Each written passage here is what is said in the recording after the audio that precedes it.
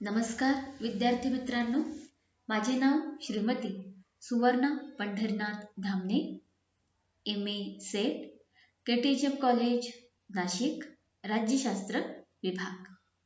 विद्यार्थ्यांनो, पदव्युत्तर द्वितीय वर्ष सेमिस्टर तिसरे या वर्गाच्या इंट्रोडक्शन टू कॉन्स्टिट्यूशन म्हणजे राज्यघटनेची ओळख या ॲडिशनल क्रेडिट 2 चा जो विषय आहे त्यामध्ये आपण आज मार्गदर्शक तत्वांचा अभ्यास करणार आहोत आणि त्या माध्यमातून राज्याची भूमिका जी आहे ती समजून घेणार आहोत.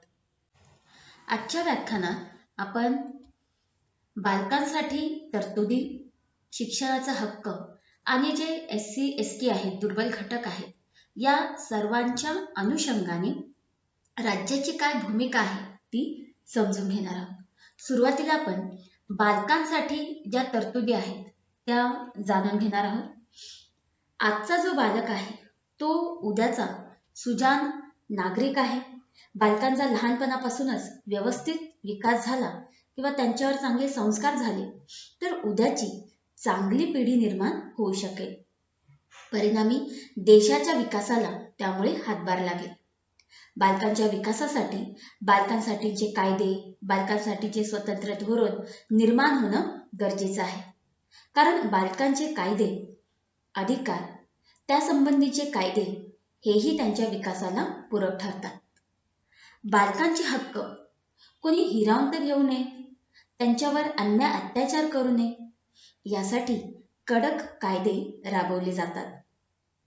बालकांना त्यांच्या हक्कांची संधी देताना कोणत्याही प्रकारचा भेदभाव होऊ नये, बालकांना विशेष संरक्षण मिळावं, शारीरिक, मानसिक, नैतिक, आध्यात्मिक व सामाजिक दृष्टीने विकास साध्य व्हावा यासाठीच्या ज्या संधी सुविधा आहेत त्या कायद्याने व अन्य मार्गाने बालकांना उपलब्ध व्हाव्या अशी अपेक्षा आहे.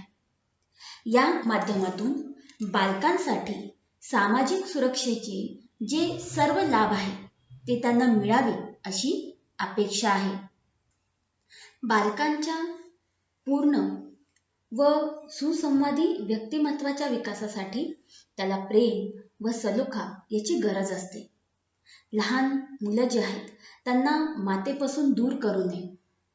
अनाथ व निराधार जी बालकं आहेत त्यांची विशेष काळजी वाहणं, त्यांना आधार देणं हे समाजाचं आणि शासनाचं कर्तव्य आहे. बालकांसाठी या सोयी सुविधा देताना जी सामाजिक स्थिती आहे ती त्यांच्या अनुकूल कशी होईल यासाठी प्रयत्न जो आहे तो करणं गरजेचं आहे. आज आपण बघतो की बालकांना पिळवणुकीचा किंवा त्यांचा जो अपव्यापार होतो त्या दृष्टीने त्यांचं शोषण होतं, त्यांची पिळवणूक होते. एक प्रकारे त्यांचे हक्क जे आहेत ते त्यांच्यापासून नाकारले जातात. याशिवाय आपल्या समाजामध्ये गरिबीसारख्या समस्येमुळे या लहान बालकांना काम करावं लागतं, मोलमजुरी करावी लागते. म्हणजे ज्या वयामध्ये त्यांना शिक्षणाची गरज आहे त्या वयामध्ये त्यांना काम करावं लागतं, मोलमजुरी करावी लागते आणि त्यामुळे त्यांचं एज्युकेशन, त्यांचा जो सामाजिक आर्थिक विकास होणं अपेक्षित आहे तो विकास त्या माध्यमातून होत नाही. त्यामुळे बघतो की आपल्या कायद्यानुसार 14 वर्षाखालील मुलांना नोकरीस ठेवू नये यासाठी शासन प्रयत्नशील आहे. याशिवाय जातीय, धार्मिक अशा प्रकारचा जो भेदभाव उत्पन्न करणाऱ्या प्रवृत्ती आहे त्यांच्यापासून बालकांचं संरक्षण जे आहे ते केलं पाहिजे. विशिष्ट परिस्थितीत जे बालके आहेत, जसे हरवलेले आहेत, स्थलांतरित झालेले आहेत, समाजापासून उपेक्षित आहेत, अनाथ आहेत, अशा बालकांना भावनिक व मानसिक आधारांची दखल घेऊन विशिष्ट दृष्टिकोन आणि संरक्षण जे आहे ते त्यांना प्राप्त करून दिले पाहिजेत. आणि या दृष्टीने मार्गदर्शक तत्वांमध्ये त्याची तरतूद आपल्याला दिसून येते. बालकांना निकोपपणे आणि स्वातंत्र्याच्या व प्रतिष्ठेच्या वातावरणात विकसित होण्याची संधी आणि सुविधा दिल्या जाव्यात. तसेच बालकांचा व युवकांचा शोषणापासून तसेच नैतिक पतनापासून बचाव केला जाईल. अशा पद्धतीने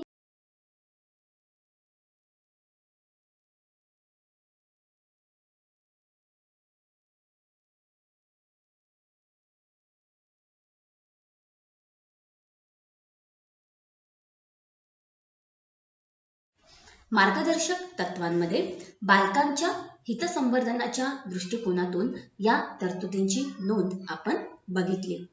आता आपण पुढच्या मुद्द्याचा यामध्ये अभ्यास करूया. पुढचा मुद्दा आहे शिक्षणाचा हक्क. शिक्षणाच्या हक्कामध्ये बघा की बालकाला मोफत व सक्तीचं किमान प्राथमिक शिक्षण जे आहे ते मिळणं आवश्यक आहे. शिक्षणाच्या माध्यमातून बालकांचं सामर्थ्य वाढेल, त्यांच्या निर्णायक बुद्धीचा विकास होईल, त्यांच्या ठायी त्यामुळे नैतिक आणि सामाजिक जबाबदारीची जाणीव देखील निर्माण होईल आणि याच्यातूनच समाजाला त्याचा उपयोग होईल. कारण या पद्धतीने आपला भावी नागरिक कसा असावा हे जे आपले उद्दिष्ट आहे ते साध्य होणार आहे. त्यामुळे अशा प्रकारचं शिक्षण प्रत्येक बालकाला उपलब्ध करून द्यायला पाहिजे, ज्यातून त्या बालकाला त्याच्या सामाजिक जबाबदारीची, त्याच्या नागरिकत्वाची जाणीव जी आहे ती निर्माण होऊ शकेल. त्यामध्ये मग राज्य शासनाने कृती कार्यक्रम आखावे आणि नियोजनबद्ध अशा अभ्यासक्रमाचा समावेश करावा. याचबरोबर शिक्षणामध्ये प्रत्येकाला समान संधी मिळाली पाहिजे, त्याची हमी राज्य शासनाने द्यावी. शिक्षणाच्या बाबतीमध्ये धर्म, जात, भाषा, प्रादेशिकता, लिंग कोणत्याही आधारावर भेदभाव होता कामा नये. प्रत्येक स्तरातल्या बालकाला हे शिक्षण मिळालं पाहिजे. भिक्षा मागणं, बालमजुरी करणं, रोजंदारी करणं यासारख्या गोष्टींना त्यांनी बळी पडू नये याचीही काळजी राज्य शासनाने घ्यावी. याशिवाय आपण बघतो की मोफत व सक्तीचे शिक्षण जे आहे ते प्रत्येक व्यक्तीला मिळावे म्हणून 2009 साली हा कायदा पारित झालेला आहे आणि त्या अनुषंगाने त्याची अंमलबजावणी आणि त्याच्या देखरेखीची खात्री करून घेणं अपेक्षित आहे. याचबरोबर जे स्थलांतरित बालकं आहेत, रस्त्यावरील रहिवासी आहेत, आदिवासी बालकं आहेत, असे विविध दुर्लक्षित जे घटक आहेत त्यांच्यापर्यंत हे शिक्षण पोहोचवणं शक्य करणं. कारण सद्यस्थितीमध्ये ते आजही आपल्याला अवघडच दिसून येतं, परंतु शासन त्याच्या कृतीच्या माध्यमातून हे साध्य करू शकतो. त्या मुलांना शिक्षणामध्ये समाविष्ट करणं, त्यांच्यासाठी शाळा उघडणं, शिक्षणाच्या व्यवस्था करणं, त्यांच्यासाठी मध्यान्ह भोजन योजना व तत्सम सुविधा आजही प्रभावीपणे राबवल्या जात आहेत. बालकांनी प्राथमिक शिक्षण पूर्ण करतील आणि आवश्यक ती शिक्षणाची पातळी प्राप्त करतील याचीही खातरजमा होणं आवश्यक आहे. याचबरोबर मुलींचे जे थोडे वेगळे प्रश्न आहेत, जसं त्यांच्यासाठी स्वतंत्र स्वच्छतागृह, पिण्याचे पाणी, तसेच साबण व अन्य आवश्यक सुविधांची व्यवस्था करणं, ज्याच्या माध्यमातून मुलींची जी शैक्षणिक पातळीवरची गळती आहे ती कमी होईल.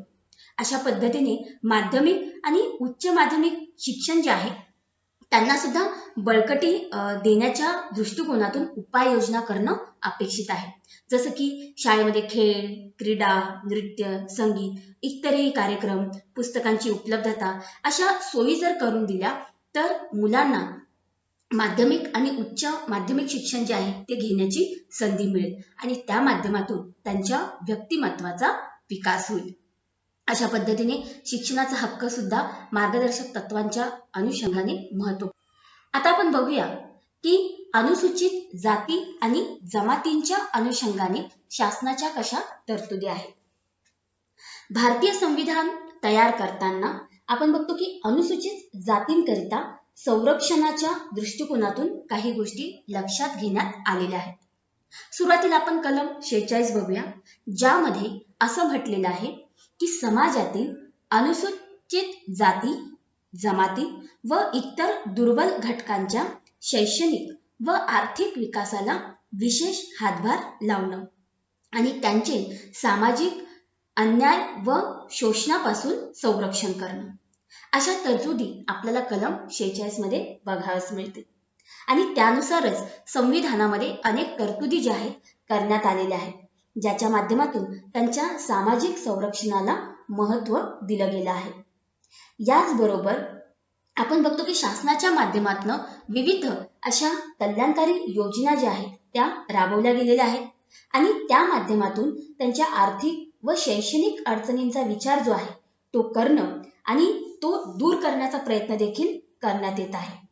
अनुसूचित जातींना सामाजिक जीवनात समानतेचा दर्जा मिळवून देण्यासाठी त्यांची शैक्षणिक प्रगती साधणं आवश्यक आहे. आणि यामुळे आपण बघतो की मागासवर्गीय असतील, अनुसूचित जाती जमाती असतील, त्यांच्या बाबतीतही सरकारी नोकरीत त्यांच्यासाठी राखीव जागा आहेत, राजकीय क्षेत्रामध्ये देखील त्यांच्यासाठी राखीव जागा आहेत.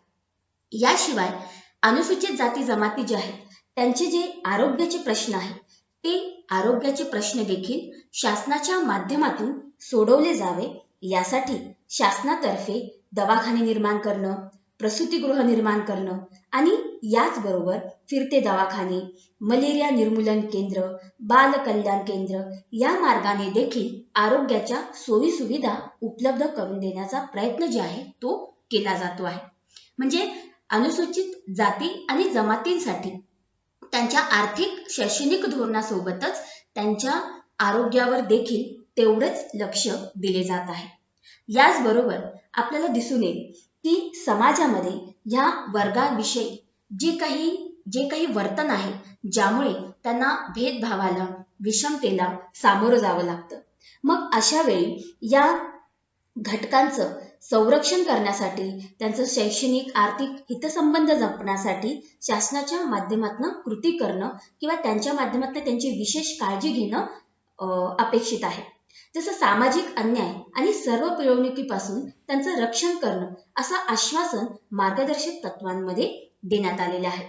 याचबरोबर वेठबिगारी नाहीशी करणं, जंगल, शेती यावर अवलंबून असलेल्या बहुसंख्याक जे आदिवासी आहेत त्यांच्या हक्कांचं संरक्षण करणं, अशा विविध मार्गातून त्यांचा विकास कसा साध्य करता येईल हे आर्थिक धोरण इथे मांडण्यात आलेलं आहे.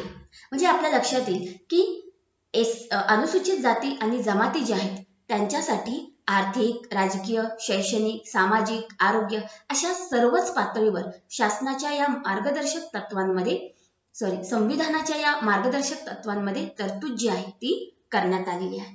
यानंतर आहे पूर्ण आहे. आता ज्या पद्धतीने बालकांसाठी अनुसूचित जाती जमातींसाठी मार्गदर्शक तत्वांमध्ये तरतुदी मांडलेल्या आहेत त्याच पद्धतीने दुर्बल घटकांसाठी सुद्धा विशेष अशा तरतुदी करण्यात आलेल्या आहेत. त्यामध्ये सुरुवातीला आपण कलम बघूया ज्याच्या अनुषंगाने मार्गदर्शक तत्वे जी आहेत ती मांडली गेलेली आहेत. कलम 41 नुसार बेकारी, वृद्धत्व, आजारपण आणि अपंगत्व अशा परिस्थितीमध्ये व्यक्तीला सार्वजनिक सहाय्य मिळावं, तिला कामाचा व शिक्षणाचा अधिकार मिळावा.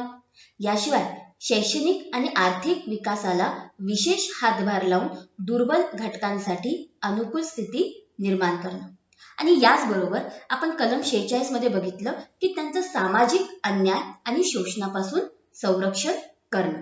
म्हणजे भारतीय राज्यघटनेमध्ये जी मार्गदर्शक तत्वे मांडली गेली आहेत तर त्यामध्ये दुर्बल घटकांच्या सामाजिक संरक्षणाच्या दृष्टिकोनातून सुद्धा तरतुदी आहेत. त्यांना सुद्धा सामान्यांप्रमाणे त्यांचं आयुष्य जगता आलं पाहिजे, त्यांनाही सामान्यांप्रमाणे आर्थिक आणि शैक्षणिक लाभ जे आहेत ते मिळाले पाहिजे आणि त्यासाठीच शासन विविध उपक्रम जे आहेत ते राबवणं अपेक्षित आहे. भारतीय समाजातील या दुर्बल घटकांच्या हितासाठी अनेक उपक्रम जे आहेत ते शासनाद्वारे हाती घेतले गेले आहेत आणि त्या माध्यमातून त्यांना सार्वजनिक सहाय्य देण्याचा प्रयत्न देखील केला जात आहे. याचबरोबर त्यांचे जे आजारपण आहे, अपंगत्व आहे, वृद्धत्व आहे, मातृत्व आहे, बाल संगोपन आहे इत्यादी कारणांकरता शासनाद्वारे त्यांना आर्थिक सहाय्य दिलं जातं ज्या माध्यमातून त्यांच्या हितसंबंधांची पूर्तता जी आहे ती होऊ शकेल. म्हणजे त्यांच्यासाठी एक सुयोग्य असं सामाजिक वातावरण निर्माण व्हावं यासाठी शासनाच्या माध्यमातून कल्याणकारी योजना ज्या आहेत त्या राबवल्या जातात. आणि याच अनुषंगाने आपण बघतो की बालकांसाठी, अनुसूचित जाती जमातींसाठी, दुर्बल घटकांसाठी विविध आयोग निर्मिती ज्या आहेत त्या आपल्या घटनेत झालेल्या आहेत. जसं अनुसूचित जाती जमाती आणि इतर मागासवर्गीयांसाठी शैक्षणिक संस्था, शासकीय सेवा आणि विविध राजकीय संस्थांमध्ये आरक्षण देण्यात आलेलं आहे. आणि याशिवाय अस्पृश्यतेचा जो कायदा आहे, जो 1995 मध्ये आला होता, पुढे त्याचंच रूपांतरण नागरी हक्क अधिनियम 1976 आणि अनुसूचित जाती जमाती छळवणुकीला प्रतिबंध अधिनियम 1989 यामध्ये करण्यात आलं. 1990 साली संयुक्तरित्या आणि 1993 साली स्वतंत्रपणे अनुसूचित जाती जमातींसाठी राष्ट्रीय आयोगाची निर्मिती करण्यात आली. त्यानंतर इतर मागासवर्गीयांसाठी सुद्धा एक स्थायी आयोगाची निर्मिती करण्यात आली.